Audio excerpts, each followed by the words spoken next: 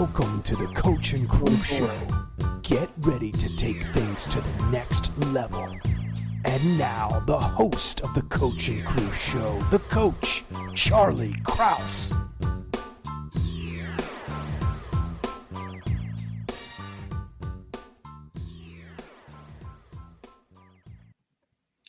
Welcome back, my friends. Another week edition of the Coach and Crew Show. Phil and I have devoted we go for an hour each day or each Monday, and we talk about not just the headlines, but we're more of a deep dive. If you're looking for to skim the surface or cheap headline plugs, much less any true highlights, keep scrolling. This is not for you. For those that like the deep dive and a little more in-depth analysis, this is where we seem to have our niche and our followers. So we try to keep it relevant to what's current in the world of sports, and we try to also have participation in audience feedback. So if anytime during this you have a question or you want to comment about something, please put it in the group. The chat room, Phil and I will pick it up, and we will try our hardest to talk about it to the best of our abilities and go from there. All right. So today's topics. Last week, we began talking about the coaching carousel to end up in Alabama. So this week, all I've done was take said slideshow and add a couple of images to it. Where we left off, Kalen DeBoer, Nick Saban retired. Kalen DeBoer then took over at Alabama. All of Alabama's current superstars went to Ohio State or Texas. Most of Washington's superstars are following Kalen DeBoer to Alabama, and Jed Fisher then took the job from Arizona to Washington. That's where we left off. So, new to the storyline today, the San Jose State head coach, Brent Brennan, who's been there for about 4 or 5 years, accepted the Arizona job, leaving Arizona open. And now, remember this, folks, from Navy, Ken Niumatalolo. I know Phil's laughing at me already. Has the former Naval Academy head coach. He has accepted the position of head coach at San Jose State. So this home of the dude, triple option on the West Coast. This has completed the cycle for coaching carousels until we get to the NFL, and something will happen by then. All right. So, Phil, all right now is everything. Colleges have fully completed their head coaches. Something's going to happen. It's going to reset all the way, especially if Harbaugh accepts an NFL job. But let's pretend this is it. What hire of all the new hires that we've talked about, not just this week, but all of 2024 season coming up, was the one that you said good job the most to? San Jose State, dude. They completely went off the board. That was outside the box thinking. They got a guy that's, quite frankly, never going to leave them intentionally because no one else is going to come and get him. It's a perfect hire, and he can win. He can win there because he runs that triple option. He's not going to the NFL. He's not going to any of the power school conferences. So I think if you are a team like San Jose State that is not even a mid-major, that's hoping to pretend to be a mid-major, you want a guy that'll stay there forever until he, quite frankly, no longer breathes. And that is Ken Niumatalolo. So, and he said it way better than I did. And that's a perfect hire. And I like the guy. I mean, he's a Paul Johnson dude. And how can you not like him? That's not the issue. Right. So I think that is the perfect hire for them. That is handmade for that school. So congratulations. They did something that they should have done, and it's not going to break the bank. So perfect hire. The more I look at it, I think Alabama got the steal with the Boer. And I can't even say that name. That name just makes me. Ugh. But we've got all these Alabama players leaving, and I was like, why the hell are they leaving? And I listened to a bunch of podcasts, like everybody else out there. Me and Coach, we've got our own sources, but quite frankly, we're nerds. We're college football nerds. So I was listening to a guy's podcast, and he was saying that, more of an SEC podcast, that these players for Alabama were coming in and they were asking for 1.5 mil a year NIL money. And I was like, well, Alabama will shell that out. And they're like, Alabama told them no. I was under the assumption for the last 3 years that Alabama was paying some big bucks out there. So I made a phone call to a guy at Alabama that I know, and he says, no, Alabama wasn't paying big NIL money out. Their whole recruiting scheme was that you come here, you work your butt off for Nick Saban, and you'll go to the pros and make tens and hundreds of millions of dollars. And that was the whole idea. They weren't paying millions of dollars in NIL money. That was left for Georgia and Ohio State, this and that sort of thing. So, and we just saw Ohio State and Texas pony up and pay the big bucks. And I'm shocked. I learned something new this week. Old dog, new tricks. I'm an old dog, and I just learned something new. How about that?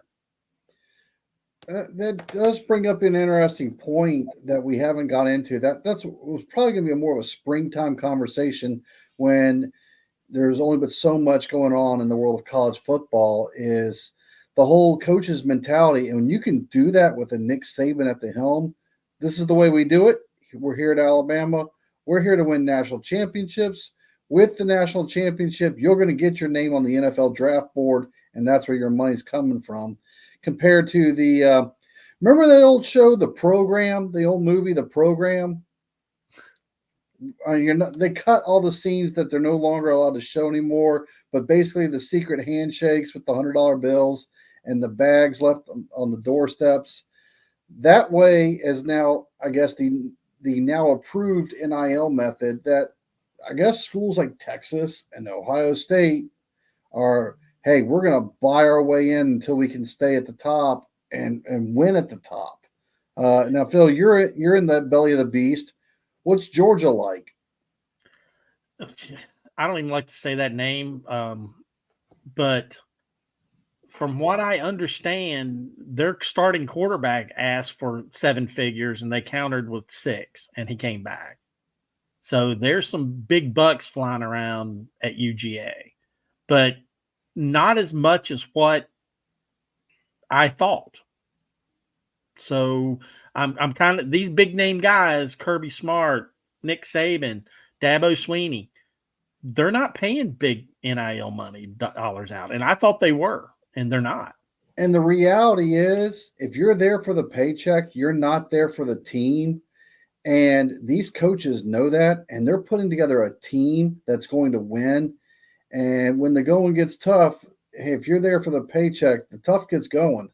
And yeah, you're going to bail on the paycheck. So yeah, you're gonna jump, and you're always going to consistently jump, and it's not going to be a good fit. And these coaches that have been there a while, they're established. They kind of know this, and they're looking past you as the bigger picture. Okay, you might have talent, but if you don't have buy-in, it doesn't matter what we give you, it's not going to be enough.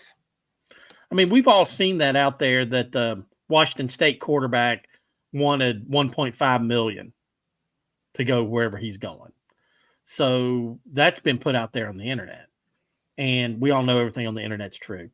But still, that's kind of that kind of money is crazy, especially for a kid. KID kid that hasn't done crap. Yeah. So I don't get it. I mean, I'm all for players being paid. And if, Georgia's starting quarterback took them to a top 4 finish in the country, well, I guess we call him top 5. But if he came back and said, hey, I want to get paid, they should seriously consider it. Because he's been there, he proved it. He won every game except for one, the big one. But he earned some cash, and they ought to pay him. But some of these guys that haven't done crap getting big bucks, I don't get it. But some idiot out there is going to pay it. Nobody's holding a gun to anybody's head to pay this money. Nope. This is someone's choice. Yep, and you get what you get. So I don't know how many we've read coming out of high school collecting big NIL money to sign with somebody, and they're not on the team for the fall and they've cashed their checks and they're gone. So I'm waiting on some used card salesman dealership that sponsored some NIL deal to go sue some kid. And that's the next step in the progress. But I am for kids getting paid. Coach isn't. We've done that. No, I am. I'm just not for the levels we are, and I'm definitely way against the transfer portal process that you are fully support that has fully blown up college football. I completely support the transfer portal. I am completely against how it is. All right, let's have a little fun at Phil's expense real quick.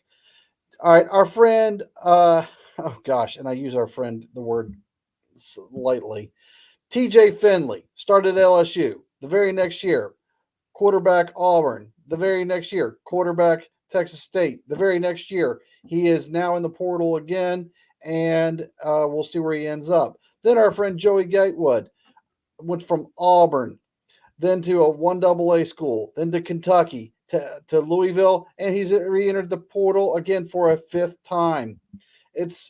I'm sorry. What about that quarterback from USC that went to UGA and didn't make it there, then went to West Virginia, didn't make it there? JT Daniels. That's another example. But the thing is, look, you don't never use the word student athlete ever again. Right. But they're not. I'm not calling him a student athlete. All right. You don't sign a 4-year scholarship. All right. Nobody's handing out 4-year scholarships to these kids. Nobody gets a 4-year scholarship. You get 4 1-year scholarships. And they can pull it any freaking time they want. So there's no loyalty from the school to the kid. The kid doesn't owe the school a damn thing, except for his time when he's there to give it forth 100% effort, because he is getting room, board, food, help, everything else. And now in the SEC, everybody's getting NIL money because the SEC has almost every school gives out NIL money to each student athlete. So you're getting paid. You owe them 100% effort for your team that season. However, when that's over, if you didn't cut it, the coach can tell you to get lost, and coaches run off players. So it's not like it's all kumbaya and the school does right by the kid all the time, because we all know some of our favorite coaches has run off a lot of kids. Well, and you know what? That's the process that's happening now. So when Phil says you better give 100%, that means in January. That means in February. Absolutely. It's a job. Workouts. I told my kid that was a freaking job. This is your job. You're getting paid by the school to be there to play a sport. Because right now, your job. They're trying to see who's man enough to stay on the team, who's got the backbone, the character, and the discipline. And if not, they got another transfer portal window coming up in the spring or late winter, whatever you want to call it. They're going to make decisions now if you're worthy of staying. And if you're not worthy of staying, they'll get you gone. Right. And that's the way it should be. In the real life, though, if somebody comes and offers you more money, you can leave, and they ought to be able to leave too. Just like, with your job, somebody comes in and offers you 10 grand more a year to go do what you're doing, you're going to leave. Phil, you know good and well my job will never offer me 10 grand more. They might offer me 10 cents more. I doubt that even. They might offer you 10 grand to leave. Now that part might happen. All right, transitioning to the NFL. The Final Four, it has been set. The Ravens, Chiefs, America's team, and the Niners are the 4 that remain. NFL scriptwriters, we're not about to eliminate the Kelsey and Taylor Swift romance just yet. Buffalo they called an audible with about 4 minutes left in that Kansas City game. They all have a huddle and said, I think we got to throw a flag here. I think we got to throw the flag. And then, unfortunately, the phrase wide right was implemented again. And some of us old people remember that. I just laughed. And my son turned and looked at me that's not 18 yet and says, what are you laughing at? I was like, oh, Rod Wright in Buffalo. Yeah. it's Phil. That's a side conversation we're gonna have later. But I'm really quickly realizing how we are the old folks now, We are. and a Get off lot my of this, lawn. a Damn it. lot of these references people can't relate to. When I start telling stories, they're like, "Oh man, you're old," and that was way before my time. And what feels like just a couple of years ago is no longer true. All right, Phil, I want to do a little something different.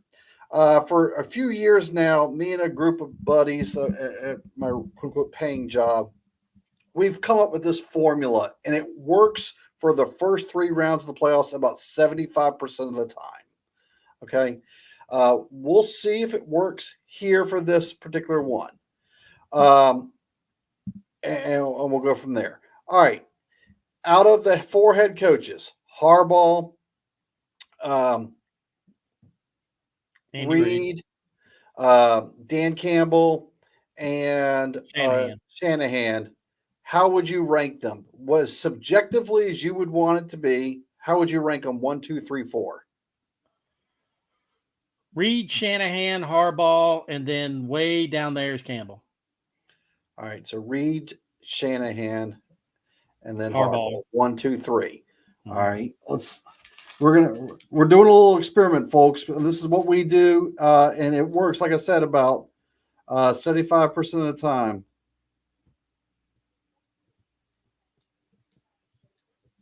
All right, second category. The quarterbacks itself. You got Lamar, you got Patrick Mahomes, you got Brock Purdy, and you got Jared Goff. 1, 2, 3, 4. How would you rank them? However you want to rank them, subjectively criteria. Lamar, Mahomes, Goff, Purdy. All right, and then lastly, their defenses.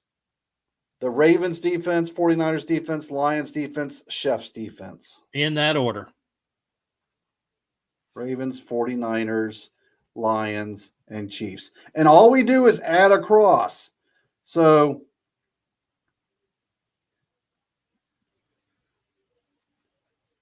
you've given Kansas City a score of 4.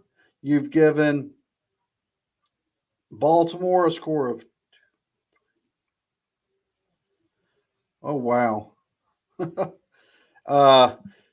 You've given 49ers a score of.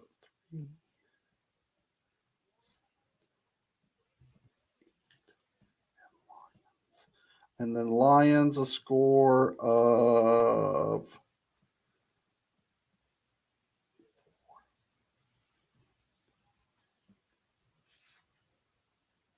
We got dead air here, and this is always bad. Yep, I apologize. My math skills are not as fast as possible. All right, so by Phil's methods, what he will have Kansas City, no, I'm sorry, Baltimore and San Francisco in the Super Bowl. Well, that's what it should be. They're the best 2 teams. That's how it should be. And then Baltimore's going to kick the shit out of San Francisco in the Super Bowl. We did it earlier, and the opinions we got this morning were Kansas City versus San Francisco in the Super Bowl. So, if Deebo Samuel doesn't play this weekend, the Lions might beat San Francisco. The interesting take so far, though, is out of the 4 total scores, the 2 AFC teams scored lower than the 2 NFC teams both times, both this morning and then right now with Phil.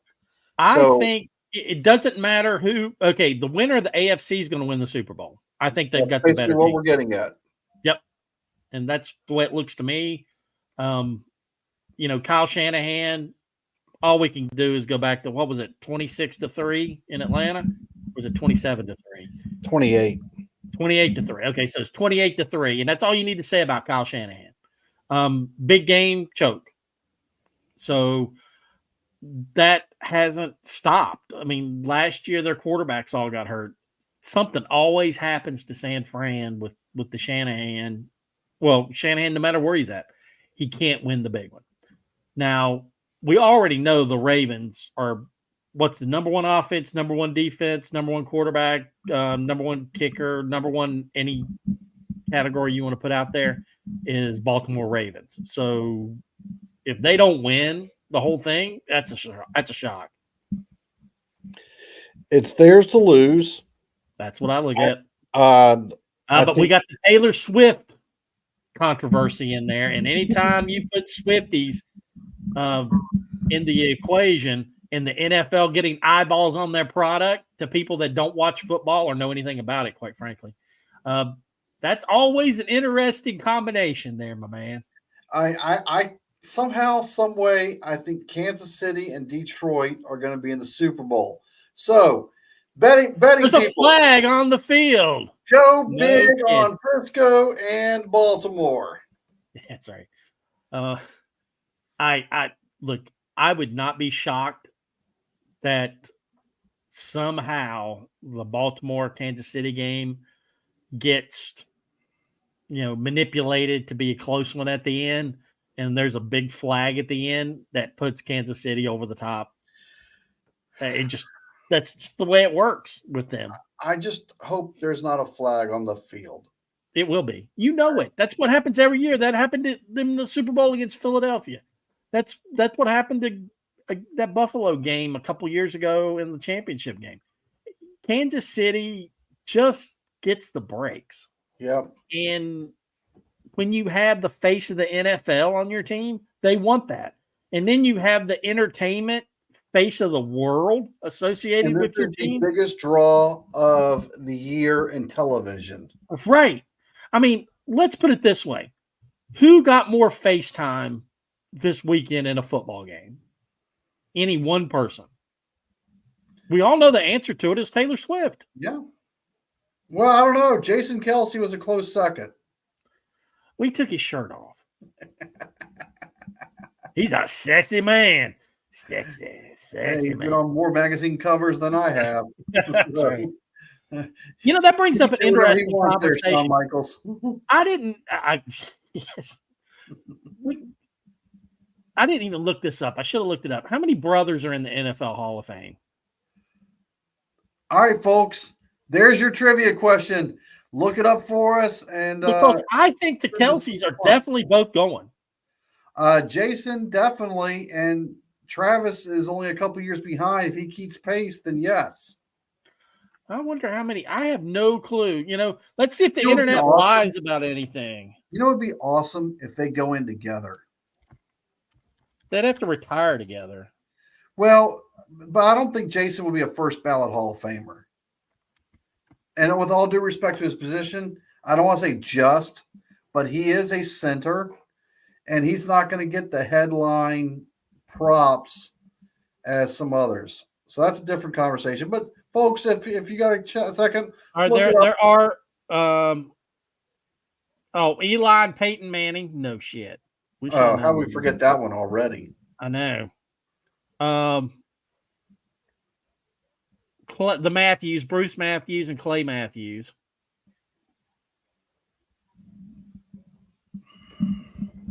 So that's two. So there is that, folks. All right, in head coaching news, it's slowly, and I mean slowly, taking shape. Gerard Mayo was hired about an hour after Belichick left.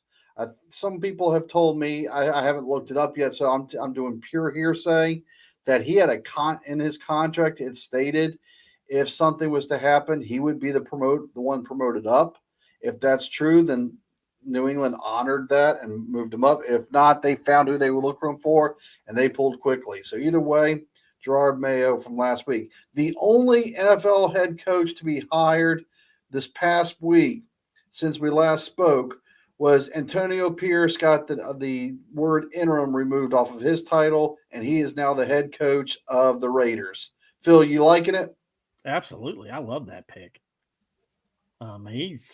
He turned that franchise around. They were a hot mess before he took over as interim.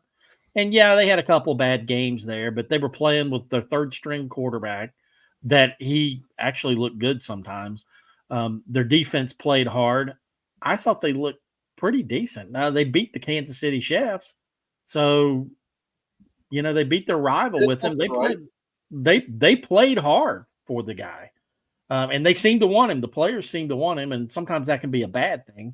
But I saw a different Raiders team, and quite frankly, they're kind of void of talent with the exception of a couple spots. I mean, they have Max Crosby, and they got a great wide receiver with Adams, decent running back, but they probably need a quarterback, even though I like O'Connell. And they have an All-American kicker. But they need some talent. So why not? I mean, he did a good job. So I thought it was a great hire for him. I mean, shoot, they've struck out the rest of their hires that they've done. So give the guy a chance. I'm what I'm hoping now is they find a GM that meshes with him, and GM puts the players on the field. The coach coaches the players on the field. Right, but you've got an idiot owner, and look at the team next to the Raiders on our chart. There's another idiot owner. It doesn't matter which way you look, folks. You can look left or right. That is true. You've got 4 idiot owners up there, maybe even 5 if you want to count Arthur Blank. You can't count Washington because they got a new owner. He hasn't proven if he's an idiot or not, but we'll find out. So I guess the only team that we can say that doesn't have an idiot owner is the Seahawks. And then in other hiring news, just breaking within the hour, former linebacker Dan Morgan has been hired as general manager. And before you say, what's a linebacker doing as our new GM for you Panther fans like Byron out there? Well, I did a quick little back study. That worked out really well for Washington, didn't it, with the last linebacker that they hired to do stuff? Yeah. So after he retired from the NFL, he became a scout. After being a scout, he got promoted up to being assistant director of player personnel for the Seahawks when they won the Super Bowl. Then he got promoted to director of player personnel for the Seahawks. After that, he made a lateral move to Buffalo, where he was the assistant director of player personnel during when they drafted Josh Allen, or the director of player personnel when he drafted Josh Allen. When the team drafted Josh Allen. Then 2 years ago, he went to Carolina as the assistant general manager. And now he's been promoted up from Carolina to the general manager position. So it's not like they just found this old Carolina Panther and said, we're going to hire him because he's a Panther. At least he's got now 2010, he's got 13 years of experience on the behind the scenes, the front office stuff, and all that kind of good things to make his name. Oh, yeah, I remember Dan Morgan. I liked him when it pops up because that's what popped up to me. There is some credibility now. Really? I mean, I was with you all the way up until you said the last 2 years he was with the Carolina Panthers. And but he was under the previous regime where he, when you're the assistant, you only give it so much say. Okay, look, when you're part of a shit sandwich, I don't care what part you are, you're still going to smell like shit. Well, I have this theory, Phil. I can give you all this. Carolina has had 0 success in the offseason the past 2 years. Their on-field product is abysmal. And not disagreeing with anything you just said. I mean, all right, we have failed in every part of it. This organization is one big failure. I fully agree. So you're going to promote somebody out of it and expect them to turn it around? Here's my only little caveat. I don't see it. He's not the final decision maker. So anything he does. Chris Collinsworth, explain to me the math for analytics, please. I will, darn it. Thank you for asking, Phil. Because 55% in no way is greater than 95%, Chris Collinsworth. I don't know where you learned your math at, but 55% is definitely less than 95%. Yeah, I like how you brought that up. Uh, but I as have far as never met the guy, but off air, there would be some words coming out of my mouth about him. I'm just saying, I'm pretty sure. Not that I know anything about the internal workings of the Panther organization, but I'm I don't pretty want to know sure. internal workings of the Panther organization. Look how bad they are. All I'm saying is, odds are these people at the top positions don't take the advice, do what they want to do, and you can give them all the advice you want, but at the end of the day, they're making their own decisions. That's all I'm saying. So now Morgan, yeah, he's been there for 2 years, and you can poo-poo on that. But now it's his chance, and maybe he'll listen to some strategists. Maybe he brings in a whole new set of people, but he's Who's got his making work. the decisions, him or Tepper? Well, that's the $1 million question. Hopefully, it's him. Apparently, Kepper has paid some serious money to put in some advisors, and they all said you can't They become all rich said fire overnight. the owner. They all said, yeah. If they were any good, they would say, "All right, you're not allowed in the building. You're not allowed to call anybody that is in the franchise. All you do is show up on Sunday, watch the game in your owner's box, and freaking leave." And that's the advice he was being told, as my understanding. And it's a slow process, and you just got to build up. So we'll see if it happens. Hey, Carolina's at least got a name on the board, and we're talking about Carolina. That's something we haven't done. Have we ever talked about the Panthers before? Why? Exactly. So, what's that song? Let's give them something to talk about. All right, they just did that. Here's one for Phil to talk about. Duval has just hired their new defensive coordinator, Ryan Nielsen. I had to look him up. He is coming from the Atlanta Falcons at the same position. This past season, he was the defensive coordinator of the Atlanta Falcons. We're starting to do our deep dive, folks. Okay, we've done a full deep dive of the Washington Commanders. I'm starting to do some back end researches for the next team on the clock, which would be the Chicago Bears. Eventually, I'm going to get to a lot of these teams. I have not looked up the Falcons yet. This hire has been within the last 2 hours, so I barely know anything about him. But Phil being in Atlanta Falcons might not be his number one team, but it's impossible for him not to hear about things on a daily basis about the Falcons program. So for a quick, immediate reaction, once again, Phil, you're a better person to ask than 99% of the population, sadly enough. So, what's your initial reaction to Jacksonville taking Ryan Nielsen as their new DC? What kind of topping would you like on your vanilla ice cream? And there we have it. That's everything I already need to know. I mean, Atlanta, they were a bend and don't break defense. No pressure on the quarterback. They would stop the run and not let teams try to prevent teams from throwing the ball over their head. You make the team drive the length of the field and hope your opponents, you hope their opponents make mistakes.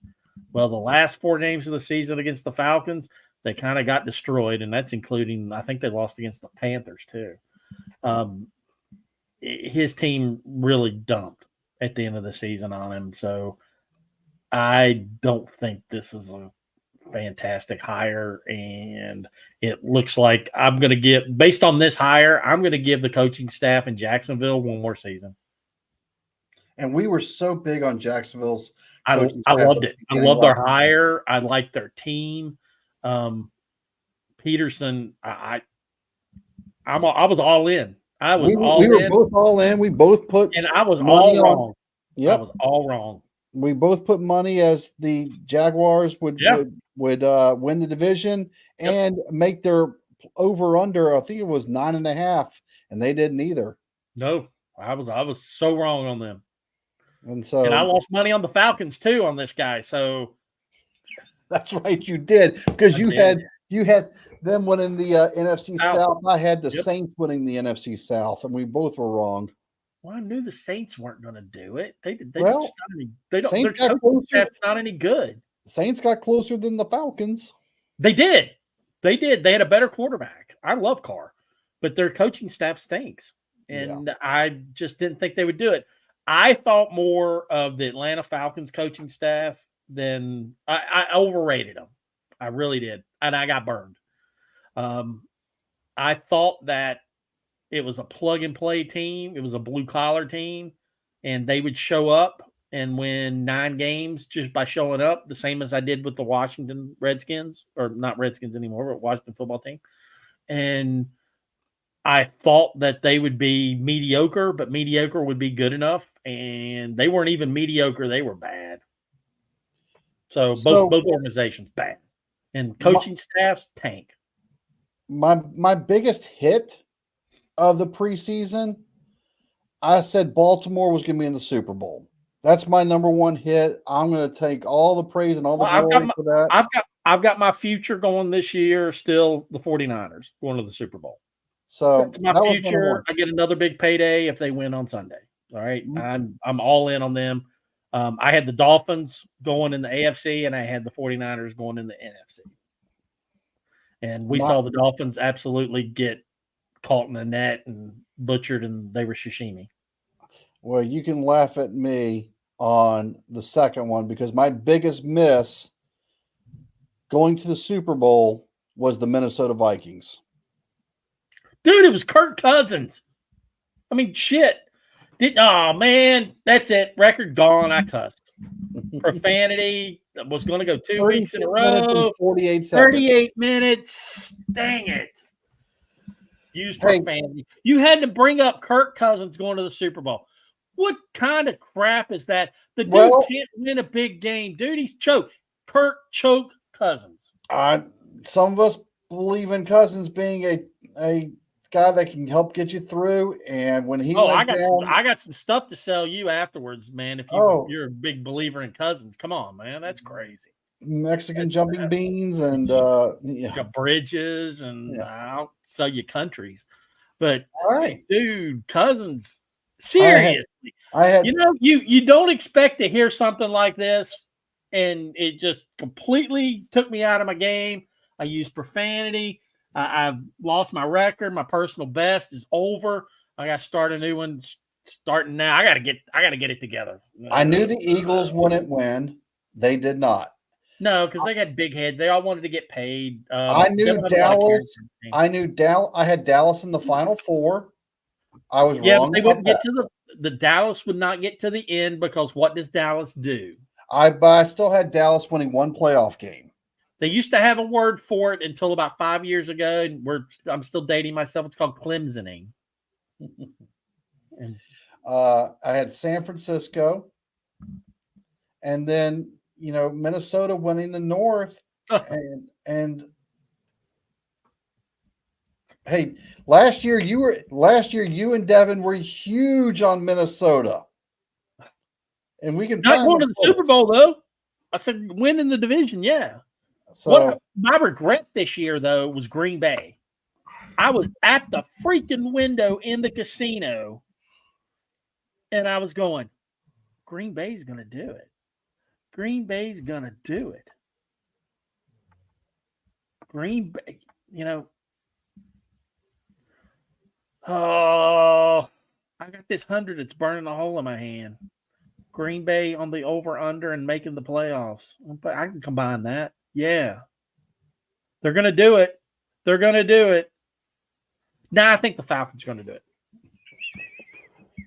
it. Hometown teams.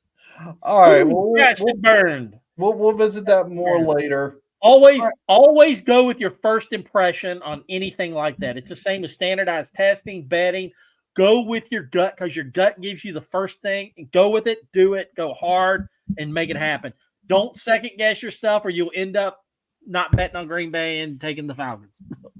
Bad move.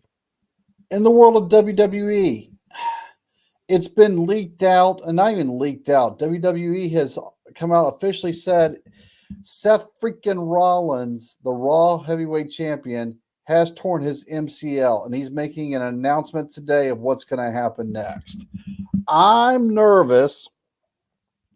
They're going to take the lazy way out. I don't think they will, but they're going to take the lazy way out and make the winner of the Royal Rumble the new heavyweight champion. I hope that doesn't happen. What I hope happens is says he's going to be a fighting champion and just I can tell you what they should have happen tonight, dude. Or he goes out there and the cash in. That's what I realistically hope happens is the cash in comes out there and sweeps the leg, lets Senor Money in the Bank sweep the leg, take him down on his bad knees, and pin him. Boom, 1, 2, 3, center of the ring. Yes, new heavyweight champion. I hope the entire Judgment Day is there for a beatdown to sell Seth as he might be taking the L in the pin, but he gets beat up by all 4.5 members of Judgment Day. And then I want him carried out on his shield. Let Seth freaking Rollins, let him have the honor of being carried out. And then the crowd will be cheering. I hope that's what happens. We're going to find out in 18 minutes, folks, what's going to happen. So tune into Raw if you're curious about that, because that's what's supposedly kicking off Raw in just a few minutes. All right. Fatal 4-Way is this weekend. These are my four of my favorite wrestlers, man. It's like a dream come true for me. Phil and I have each over the past 2 weeks. 2 weeks ago, Phil gave his storyline preview. Last week, I gave my storyline preview. Now, I guess it's just time for down and out predictions. And unfortunately, I would love to see my storyline come true, but I still think Roman Reigns walks out champion. Well, Phil? He has to. He has to walk out champion. But I'm hoping it's a dirty win that The Rock comes in and help. Like I said, it would make it so much better if The Rock comes in and makes it dirty and puts Roman over for the win. And then The Rock can challenge him for the head of the table at WrestleMania. There we go. I mean, let's work. And Phil and I have very similar storylines, but much difference. Rock and Roman battle outside the ring, and Roman's not involved in the finish at all, but either AJ or LA Knight lays down and Randy stands on top until WrestleMania. Now, like I said, this is four of my favorite characters in professional wrestling. I mean, it might be my top 4.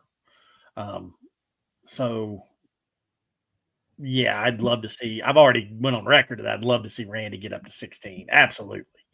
AJ Styles winning. Hell yeah, man. Gainesville, Georgia, put him over. Let's win it, dude. And, the attitude era. Yeah.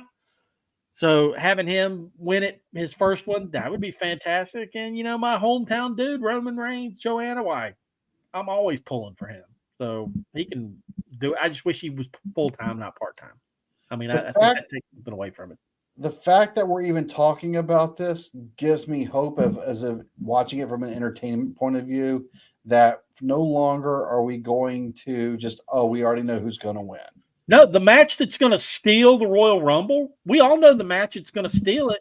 It's going to be Logan Paul and KO. Those guys that's sick. KO is just a freak out there. And I guarantee, and I know nothing about what's going to happen, but I guarantee we'll see something that we've never seen before. I almost wonder if that's going to kick off the Royal Rumble. It would for me. I would make it number 1 as well. But that sets a high bar though, dude. Well, because, I mean, look, Kevin Owens, he's a hell of a performer. All right, can we agree that the final 2 matches are going to be the Royal Rumble match and the Fatal 4-Way? Should be. I don't know which one's going to end it. Most years, the Royal Rumble match is the final match. I could see this year not being the Royal Rumble match, making that second last. And I also could see that they put the women's Royal Rumble second last and open up with the Royal Rumble match as the number 1 match. Yeah, but they always end with a surprise, and there's And so the surprise would be The Rock taking out or helping. we know and it's got to be returning. CM Punk. It has to be CM Punk.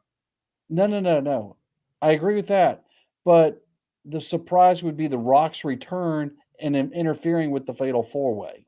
Yeah, it.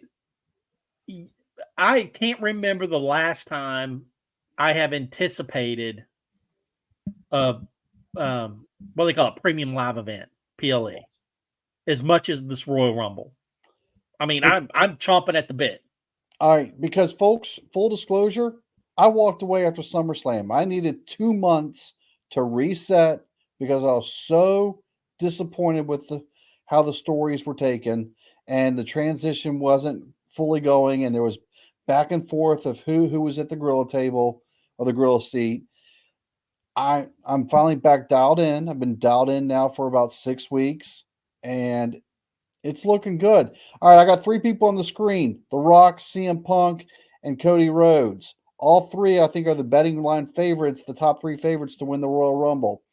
Phil, any chance anybody else besides one of those 3 wins the Royal Rumble? No way. And there's no chance that anybody but CM Punk wins.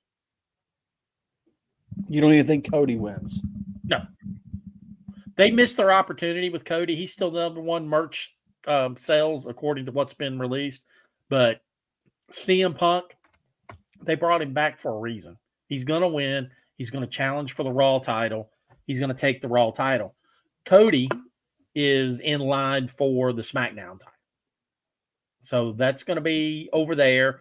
It might be a little bit roundabout because you're going to have The Rock taking on Roman Reigns. And it might be Cody beats The Rock at SummerSlam or at Money in the Bank. I mean, who knows? Well, and what they could do, if that's true, Phil, is triple threat: Roman, Rock, and Cody. I don't know how you'd work that in, but yeah, sure. I don't know. I'm just ad-libbing here. All right. Any other WWE news or any NFL news or college football news you want to get to before we sign off? College football, we're kind of in a period where everybody's waiting around. Everybody's just waiting to see if Harbaugh leaves. And that's going to be the next thing that goes down. Just my people from Tech, I've been really trying to stay away from this because every time somebody says, all these players are leaving Alabama and Georgia Tech's not trying to bid on any of them. People, these kids are all asking for big money. We're talking about 7 figures. Georgia Tech doesn't pay players like that. The guy that's their head coach is a disciple of Nick Saban. He's not going to pay players like that. So it's not happening. So stop talking about stuff like that.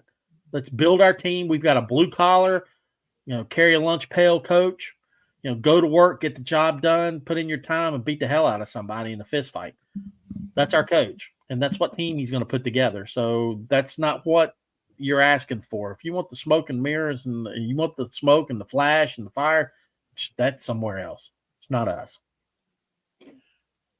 For those who don't know, I do have multiple connections to Coastal Carolina University, one of which is my son is on staff there, at least through graduation. We'll see if he goes to a P5 school or stays there for the fall.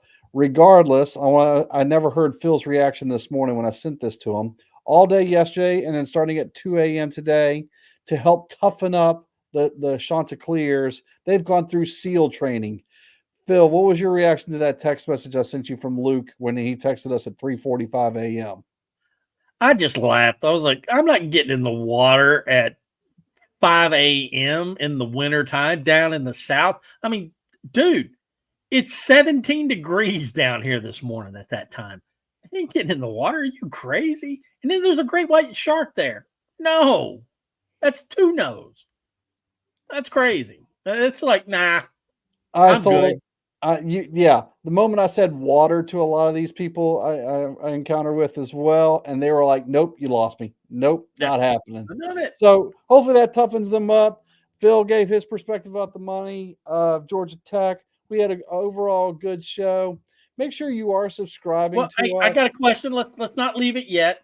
I was thinking today, and we've met a lot of people in sports. I mean, from just our travels and being in the wrong place at the wrong time. But since it's kind of slow in college sports, who is the coolest person you've met in college sports and the biggest a-hole that you've met in college sports? Coolest Not me either, because I know I take it. Coolest person, and maybe this was when I was starstruck because I was still much younger. I was in my early 20s. I ran into Vern Lundquist. How do you do at the Atlanta airport one time? I mean, I came up to him like I did all the wrongs like the Progressive commercial does with LL Cool J. All right. I was that guy to the nth degree. He couldn't have been nicer.